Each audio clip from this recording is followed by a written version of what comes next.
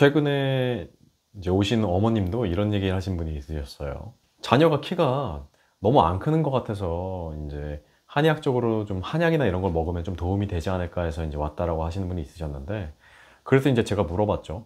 혹시 성장판 검사는 해보셨나요? 라고 물어보니까 어머님께서 이제 이렇게 답변하십니다. 몇 년 전에 해봤는데 성장판 잘 열려 있다고 얘기 들었어요 라고 얘기를 하시더라고요. 진짜로 이런 분들이 굉장히 많습니다. 병원에서 성장판 검사를 받았는데 성장판이 열려 있다라는 얘기 듣고 잘 열려 있나 보구나 라고 그냥 안심만 하고 넘어가시는 분들이 있는데, 오늘은 성장판에 대한 이야기, 성장판에 대한 오해, 그리고 실제로 그러면 어떻게 해야지 키가 크는지, 이런 부분에 대해서 한번 쭉 이야기를 좀 해보겠습니다.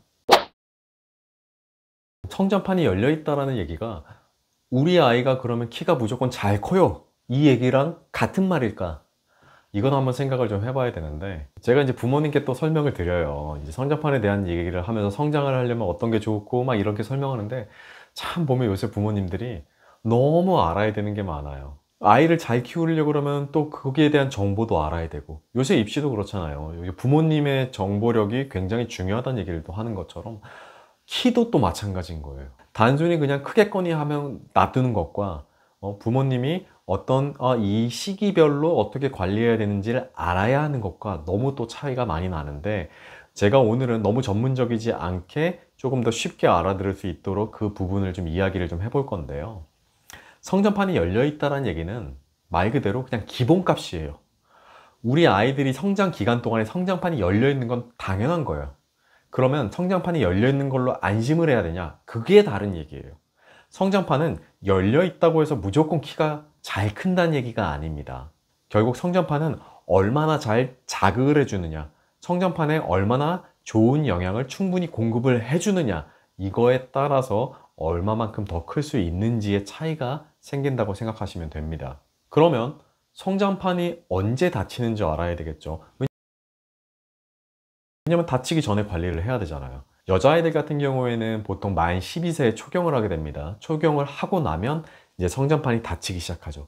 그렇기 때문에 보통 만 12세에서 13세, 13세 정도에 이제 성장판이 다친다고 보면 되고, 이게 초등학교 6학년에서 중학교 1학년 정도예요. 그럼 남자애들은 보통 한 3년 정도 늦게 오거든요. 그러니까 중3에서 고1 정도. 보통 나이로 따지면 만 16세 전후라고 생각을 하시면 됩니다. 자, 그럼 다시 한번 얘기해 볼게요.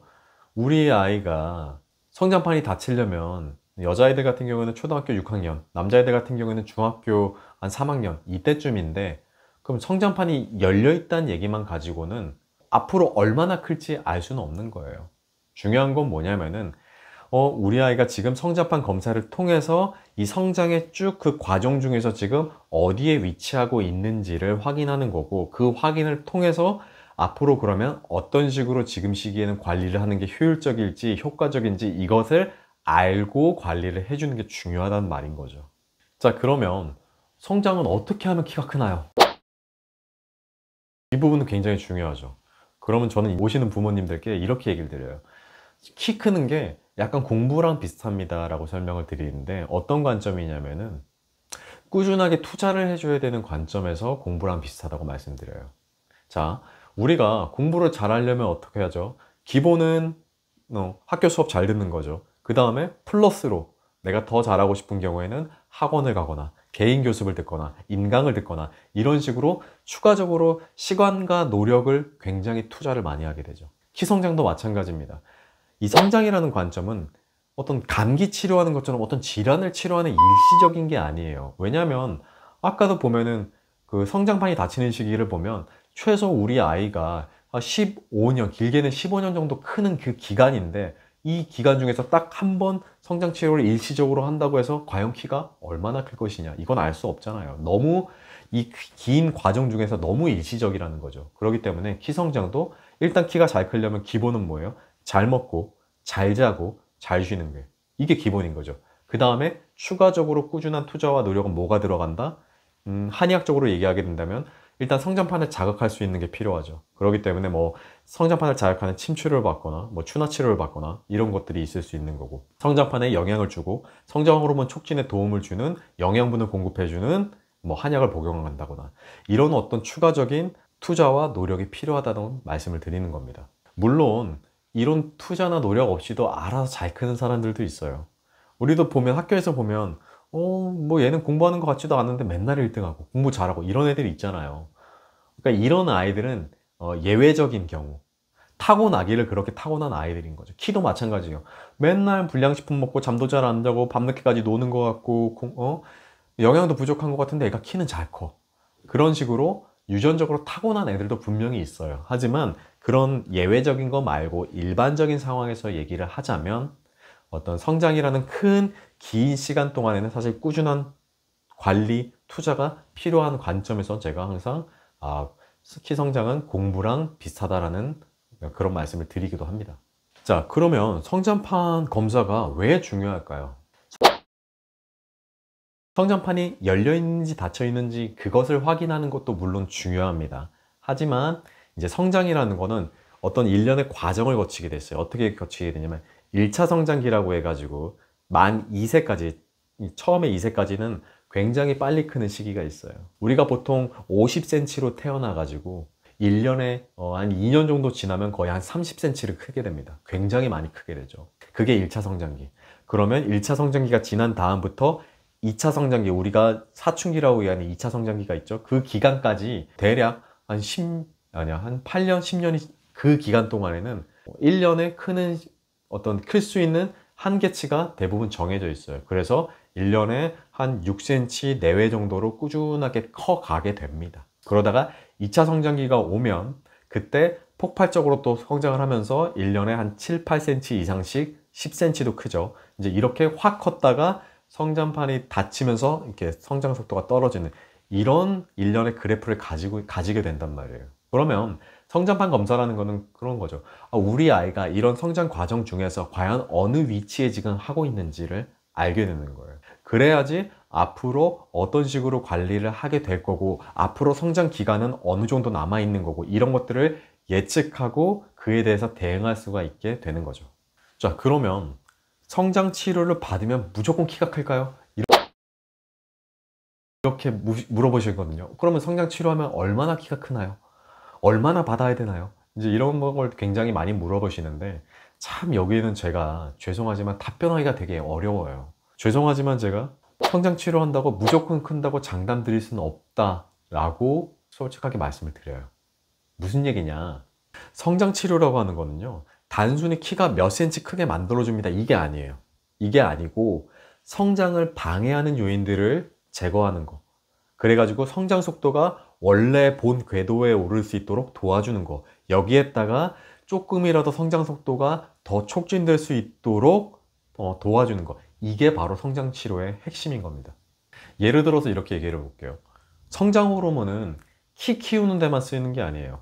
우리가 피곤할 때, 피로를 회복할 때도 쓰이는 거고, 노화를 방지할 때도 쓰이는 거고, 우리가 어디가 아파서 질병이 생겼을 때 몸을 회복할 때도 쓰이는 거예요. 그런 식으로 성장 호르몬이 다양하게 쓰이고 키를 키우는 데도 쓰이는 거죠.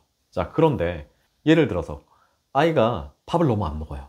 영양이 부족해요. 그러면 당연히 영양이 불균형하기 때문에 성장 호르몬이 분비가 적게 일어나기도 하겠고, 또 우리 아이가 면역력이 약해서 자꾸 아파요. 자꾸 아프면 어떻게 되겠어요? 몸을 회복해야 되잖아요. 회복하는 대로 성장 호르몬이 계속 쓰여요. 그렇게 돼버리면 키로 가야 할 성장 에너지가, 성장 호르몬이 다른 데로 분산돼 버리는 거잖아요. 그러면 조금씩 키가 클 수 있는 그 여력이 조금씩 갉아먹힌다고 표현을 하거든요. 우리 아이가 1년에 6cm 클 수 있는 애가 자꾸 아프고 밥 안 먹고 이러다 보면 5.5cm가 컸어요. 1년으로 따지면 사실 큰 차이가 아니죠. 근데 이게 5년, 10년 누적된다고 하면 정말 나중에는 5cm, 크게는 10cm도 작아질 수도 있다, 이 말인 겁니다. 제가 좀 극단적으로 얘기를 하기는 했지만 성장 치료라는 거는 반대로 그런 거예요. 이렇게 몸을 성장을 방해하는 요인들을 제거함으로 인해서 이 친구가 5cm 클 친구가 5.5cm 크게 만들고, 5cm 클 친구가 6cm 클 수 있게 만들고, 잠깐 보기에는 이게 큰 차이가 아닐 수 있겠지만 나중에 시간이 계속 누적되다 보면 나중에 이 차이가 굉장히 커질 수 있겠죠. 결국 그렇기 때문에 성장 치료는 무조건 키 큰다라고 얘기할 수는 없지만 우리 몸이 키가 최대한 잘 클 수 있는 몸의 환경을 만들어주는 게 바로 성장 치료다라고 말씀드리고 있습니다. 성장판이 열려 있어요, 이 얘기에 안심하지 마세요. 성장판은 말 그대로 앞으로 키가 클 여력이 남아 있습니다 라는 걸 이야기하는 거지, 앞으로 무조건 잘 커요를 얘기하는 게 아니에요. 그렇기 때문에 아이의 어떤 건강적인 부분, 체질적인 부분, 어떤 생활 습관적인 부분, 이런 것들을 종합적으로 고려를 해서 관리를 해줘야 되겠죠.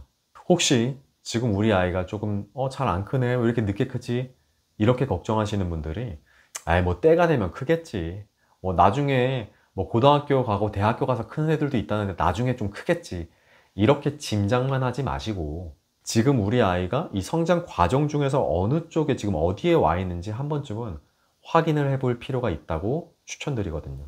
아주 간단한 성장판 검사부터 시작해서 한의학적으로 아이의 체질과 건강 이런 진단하는 방법을 통해서 우리 아이의 성장의 방향을 한번 찾아보시는 것도 좋지 않을까, 이런 생각으로 오늘 영상 찍었고요. 앞으로 다음에는 또 더 좋은 영상으로 돌아오겠습니다. 감사합니다.